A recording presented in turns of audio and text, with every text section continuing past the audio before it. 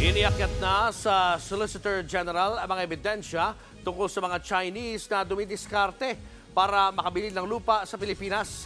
Nasa frontline ng balitang yan si Marian Enriquez. Tatlong makakapal na envelope na naglalaman ng mga dokumento tungkol sa mga Chinese na nagkukunwaring Pilipino para makabili ng lupa sa bansa ang ibinigay ng House Quad Committee sa mga kinatawan ng Office of the Solicitor General. Pinare-review ng mga chairman ng Quad Committee ang mga ebidensya para sa posibleng forfeiture proceedings o pagbawi sa mga ari-arian.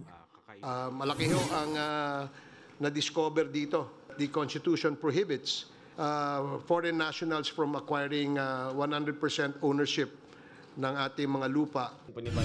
Kabilang sa mga prominenteng pangalang nabanggit sa dokumento, sina Willie Ong na may 300 titulo ng lupa. Ibang Willie Ong po yan at hindi ang Dr. Vlogger na kilala natin.